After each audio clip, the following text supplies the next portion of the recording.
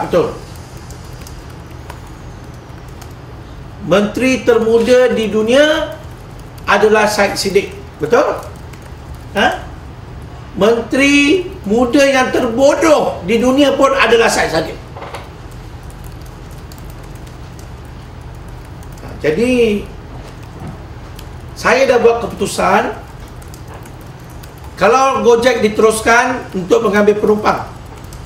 Dengar baik-baik Kalau Gojek diteruskan untuk mengambil penumpang, saya akan mula berkempen dengan strategi yang baru supaya PRU 15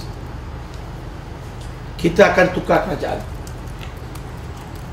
Ini bukan satu ugutan, ini adalah satu statement yang official daripada saya. Saya rasa Pakatan Harapan dah lupa apa saya dan industri dah buat untuk mereka menduduki tempat yang mereka duduk. Dan kami nak duduk situ untuk buat perubahan baru, bukan untuk memundurkan negara kita. Kita nak ke depan. Kita nak buat pertukaran, perubahan. Gojek adalah bukan Malaysia baru. Perdana Menteri ke-8 yang akan diumumkan tak lama lagi ataupun akan dilantik tak lama lagi, Anwar Ibrahim. Saya dah tanya media semalam. Tak ada satu media pun berani pergi tanya soalan dekat dia. Apa pandangan dia terhadap kelulusan Gojek? Why?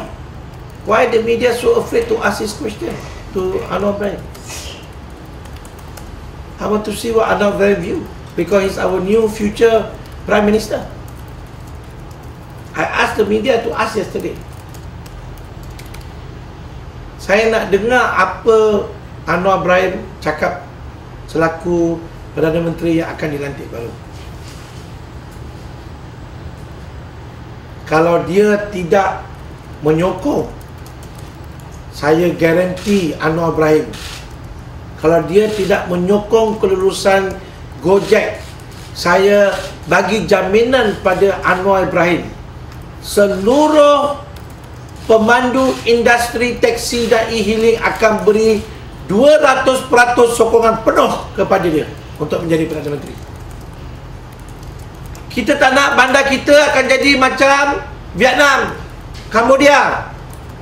Ini negara-negara miskin. Kita negara kaya. Anak muda kita tak merempat seperti Indonesia.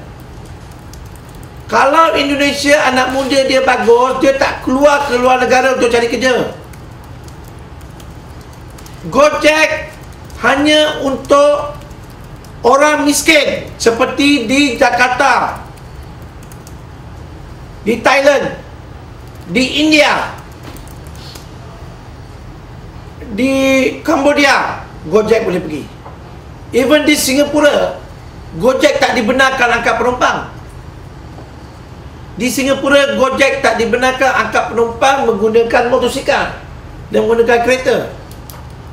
So kenapa rakyat negara Malaysia nak luluskan? Saya tak faham.